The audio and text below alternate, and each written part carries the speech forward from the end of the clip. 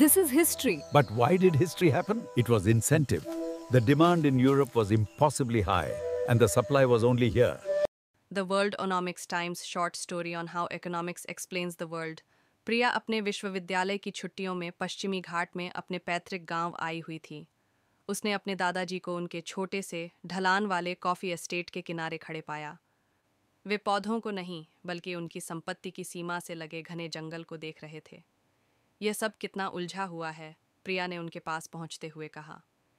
वे सारे अर्थशास्त्र के ग्राफ जो आपने मुझे पढ़ाए, आपूर्ति, मांग, कमी, मेरा सिर नंबरों से भर गया है। यह सब कितना अस्वाभाविक लगता है। दादाजी मुस्कुराए, उनकी आंखों के किनारे झुर्रियां पड़ गईं। वे मुड़े नहीं। अस्वाभाविक? वह देखो। उन्होंने अपनी ठुड्डी से घने जंगल की ओर इशारा किया। तुम्हें क्या दिखता है? पेड़, प्रिया ने कंधे उचकाते हुए कहा। बेलें, सब बेतरतीब। मुझे इसमें खरा अर्थशास्त्र दिखता है, उन्होंने जवाब दिया। उस विशाल सागौन के पेड़ को देखो। उसने सबसे अच्छे संसाधन पर दावा किया है, सूरज की रोशनी। यह उसका एकाधिकार, मोनोपोली है, लेकिन व्यवस्था संतुलन बना लेती है। ज़मीन पर उन छांव में उगने वाले फर्न को देखो। उन्होंने एक अलग बाजार, मार्केट अपना लिया है। वे ऊंचाई के बदले सुरक्षा का व्यापार करते हैं। और उस अंजीर की बेल को देखो। उन्होंने एक दूसरे पेड़ को जकड़ती बेल की ओर इशारा किया। वह एक जबरन अधिग्रहण, हॉस्टाइल टेक ओवर है। वे अपनी छड़ी पर झुके। प्रकृति, प्रिया, सबसे शुद्ध अर्थव्यवस्था है। हर पत्ता एक सोलर पैनल है, हर जड़ एक खनिक है, हर प्राणी एक मजदूर है। यहाँ बस एक ही मुद्रा है, ऊर्जा, और एक ही अटूट कानून है, कमी, स्कैर्सिटी। यहाँ हर किसी के लिए पर्याप्त प्रकाश, पानी या भोजन कभी नहीं होता। तुम जो कुछ भी देख रही हो, वह अरबों खरबों लागत लाभ विश्लेषणों का नतीजा है। यही तो अर्थशास्त्र है बेटी। प्रिया चुपचाप नई नज़रों से जंगल को देखने लगी। वह बेतरतीबी अचानक एक जटिल निर्मम गणना जैसी लग रही थी।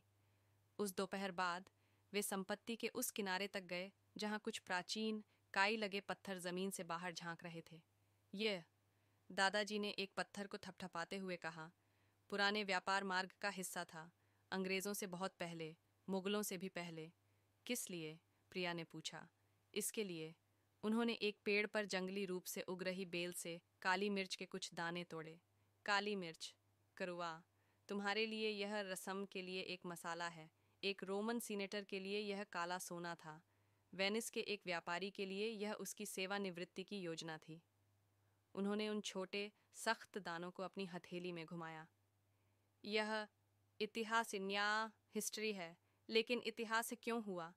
क्यों जहाज़ों ने इस तट को खोजने के लिए मानसून का जोखिम उठाया? क्यों साम्राज्यों ने कोच्चि और कालीकट के बंदरगाहों को नियंत्रित करने के लिए युद्ध लड़े? यह कविता के लिए नहीं था, यह इसके लिए था। उन्होंने काली मिर्च हाथ में थमा दी। यह प्रोत्साहन, इंसेंटिव था। यूरोप में नामांकन डिमांड अविश्वसनीय रूप से अधिक थी और आपूर्ति केवल यहीं थी।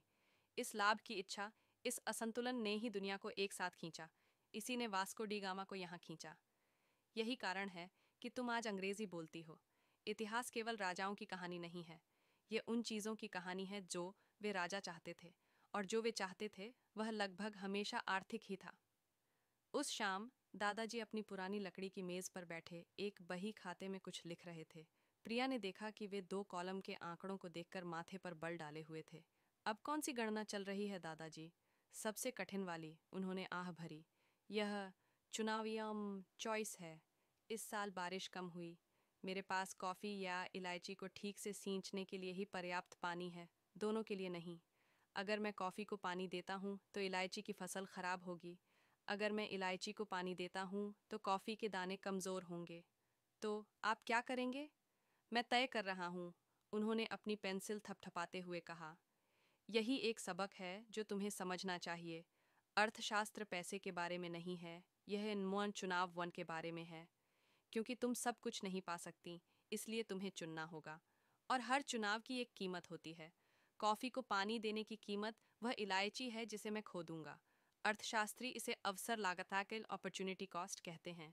प्रिया ने अपने दादाजी की ओर देखा, जो पानी के एक साधारण से फैसले पर गहरे सोच में डूबे थे। वह आखिरकार समझ गई। अर्थशास्त्र केवल किताबों में बने ग्राफ नहीं थे।